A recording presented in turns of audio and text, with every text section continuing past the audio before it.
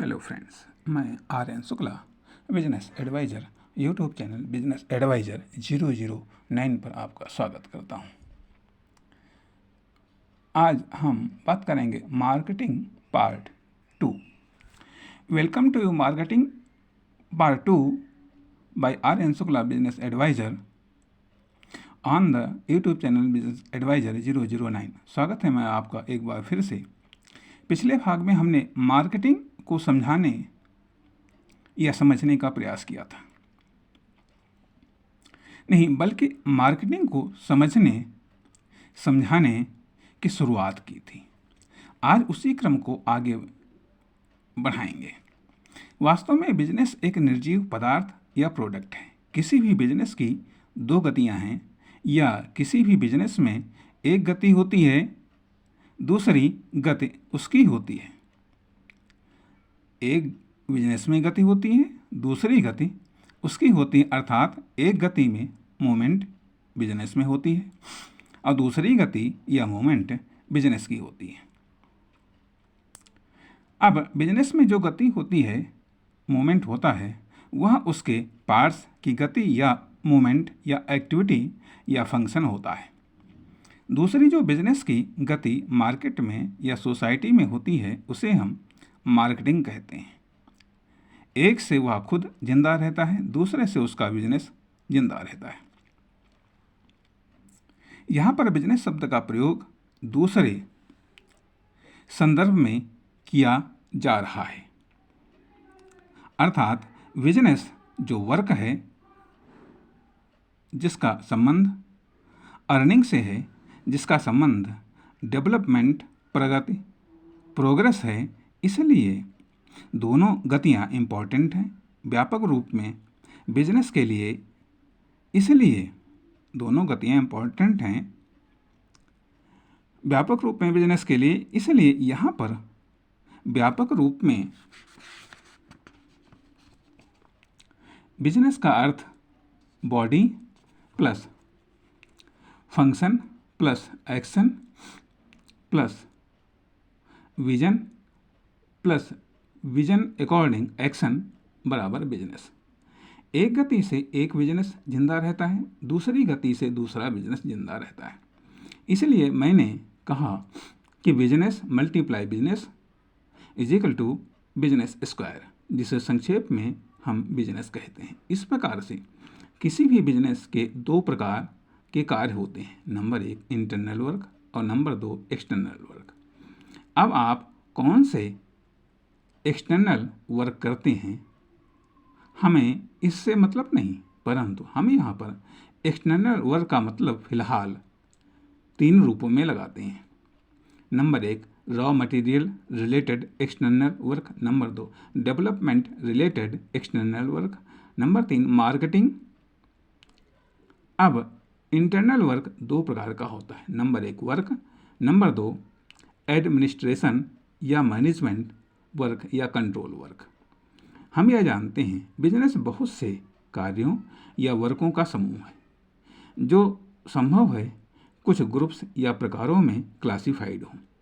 इस प्रकार से कुछ कार्य या प्रोडक्शन जो से पार्टिकुलर बिजनेस या प्रोडक्ट बनाते हैं, तो कुछ कार्य या प्रोडक्शन जो से पार्टिकुलर बिजनेस या प्रोडक्ट बनाए रखते हैं।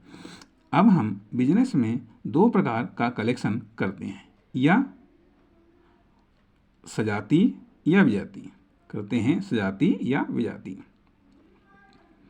या पार्टिकुलर या मिश्रित। हम यह जानते हैं हमारे पास साधन योग्यता क्षमता सीमित होती है, या मान लो काफ़ी ज़्यादा है, तो हमारे पास 2 ऑप्शन होते हैं।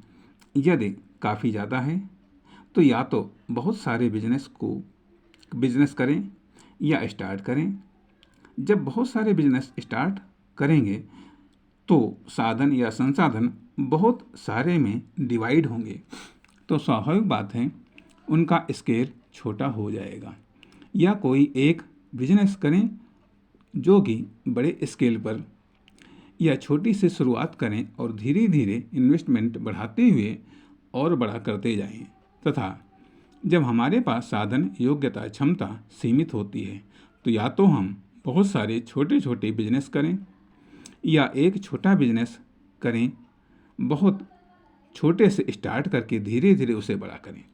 कहने का अर्थ यह बनता है कि यदि हम ज़्यादा बिजनेस स्टार्ट करते हैं तो हमारी लागत भी तो ज़्यादा आएगी, लेकिन हम तो एक ही हैं। इस कारण से बेहतर ये होगा कि हम एक से अनेक की तरफ अग्रसर हों, न कि अनेक से असीमित की ओर अग्रसर। अगर कहीं अनेक से एक की ओर अग्रसर होना पड़ा तो यह हमारे लिए कष्टदायक व नुकसानदेह हो सकता है। इसलिए हम पार्टिकुलर बिजनेस करते हैं या स्टार्ट करते हैं या सेलेक्ट करते हैं। अब अनेक में से एक का सिलेक्शन या कुछ में से एक का सिलेक्शन या एक में एक का सिलेक्शन, कहीं पर हमारी सिलेक्शन योग्यता, क्षमता, नॉलेज, स्किल काम आती है जहाँ पर ज़्यादा ऑप्शन होते हैं, परंतु जहाँ पर कम ऑप्शन होते हैं वहाँ पर हमारी प्रयोग करने की योग्यता, क्षमता, नॉलेज, स्किल काम आता है। इस कारण से हम एक बिजनेस स्टार्ट करते हैं या एक पर फोकस करते हैं या एक से शुरुआत करते हैं। हमारा इंटरेस्ट भी सब में समान नहीं हो सकता है। यदि हम एवरेज हैं तो सबको सपोर्ट करेंगे, यदि हम स्पेशल हैं, यूनिक हैं, तो एक को सपोर्ट करेंगे या करते हैं। कुछ लोग मात्रा की कई इकाइयों को मिलाकर बड़ा करते हैं, कुछ प्रकारों को मिलाकर बड़ा करते हैं। लिमिटेशंस, मजबूरी या बंदिश, मात्रा के मामले में, प्रकारों के मामले में। अब मान लो नोट 10, 20, 50, 100, 500 में ही उपलब्ध है। यह नोट की पार्टिकुलर उपलब्ध मात्रा है। अब यदि आप इनका संग्रह, आदान प्रदान करना चाहते हैं किसी भी छोटी या बड़ी मात्रा में, तो आपको इन्हीं ऑप्शनों में से चुनना होगा, अन्य ऑप्शन हैं ही नहीं। तो यह कॉमर्शियल लिमिटेशंस, मजबूरी, बंदिश है। मात्रा को लेकर दूसरी बात, भारत में सिर्फ रुपया चलता है, अर्थात मुद्रा का एक ही प्रकार उपलब्ध है, रुपया। अन्य में आप चाहकर भी न तो कलेक्शन कर सकते हैं, ना ही व्यवहार व आदान प्रदान। या मान लो सिम लेना है तो कुछ ही ऑप्शंस हैं कंपनियों के रूप में, उनके अलावा है ही नहीं, तो चाह करके भी आप नहीं ले सकते हैं। इसी प्रकार से आप भी कोई प्रोडक्ट या सर्विस दे रहे हैं या देने जा रहे हैं या प्लानिंग कर रहे हैं या करने जा रहे हैं, तो आप भी मात्रा के रूप में असीमित ऑप्शन उपलब्ध नहीं कर सकते, न करवा सकते हैं। इसी प्रकार से प्रकारों के मामले में भी आप किसी भी प्रोडक्ट या सर्विस के असीमित प्रकार उपलब्ध नहीं करवा सकते हैं और न कर सकते हैं। प्रकारों के मामले में कॉमर्शियल लिमिटेशंस या मजबूरियां या बंदिशें हैं। इस प्रकार से लेने देने, प्रोसेस करने के मामले में कुछ या बहुत सारी मजबूरियां, बंदिशें का सामना करना पड़ता है। अतः जो कुछ भी करना या देना है वह इन लिमिटेशंस में ही कर या दे सकते हैं। इस कारण से हम न तो सब कुछ कर सकते हैं, न सब कुछ स्टार्ट कर सकते हैं, जिसके फलस्वरूप हम कुछ स्टार्ट कर सकते हैं या कुछ तो स्टार्ट कर सकते हैं या कुछ तो कर ही सकते हैं या कुछ करने की शुरुआत तो कर ही सकते हैं। परंतु क्या महत्वपूर्ण प्रश्न है, ध्यान दें, हमारे कार्य या एक्शन को आकार, प्रकार या आयु हमारे नॉलेज, स्किल, टैलेंट पर निर्भर करता है। हमारे नॉलेज, स्किल, टैलेंट का आकार, प्रकार हमारे कार्य या एक्शन पर निर्भर करता है। इस प्रकार से यदि ये दोनों चलते हैं तो दोनों बढ़ते हैं, यदि दोनों नहीं चलते तो दोनों नहीं बढ़ते हैं। हाँ, यदि कार्य या एक्शन से नॉलेज, स्किल है, टैलेंट, एक्सपीरियंस नहीं बढ़ता है। हाँ, यदि कार्य या एक्शन से नॉलेज, स्किल, टैलेंट, एक्सपीरियंस नहीं बढ़ता है या बढ़कर रुक या स्थिर हो जाता है, तो कार्य या एक्शन या उससे प्राप्त परिणाम भी बढ़कर स्थिर हो जाएगा। अतः दोनों समान रूप से बढ़ने चाहिए, तभी परिणाम में परिणाम समान रूप से बढ़ता हुआ आ सकता है। आप तो मार्केटिंग की बात कर रहे थे, फिर वर्क कहाँ से आ गया? अरे वर्क वर्क ही तो कॉमन है, वर्क वर्क ही तो कॉमन है, बाकी सब पार्टिकुलर।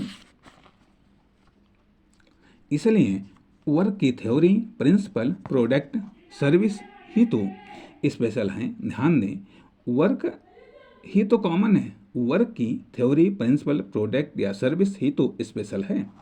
इसी पर तो आपको ध्यान देना है, दूसरा प्रोडक्ट सर्विस पर ध्यान देना है। केवल माइंड है जो आपको असीमित आकार प्रकार के ऑप्शन देता है।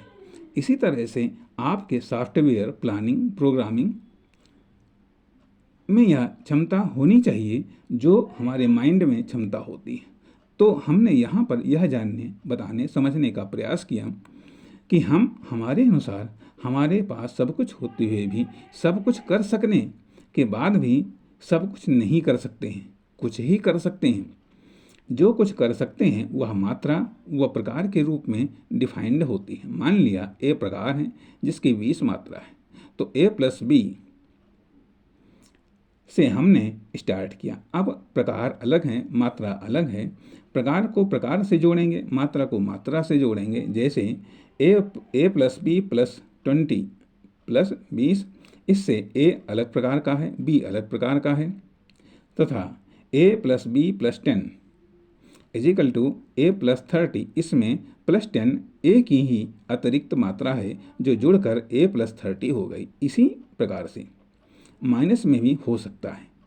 इसी प्रकार से कोई भी एक पार्टिकुलर बिजनेस डिफाइंड होता है जिसका कोई एक नाम अक्षर में हो सकता है, अक्षर समूह में होता है, शब्द या शब्द समूह, वाक्य या वाक्य समूह में हो सकता है।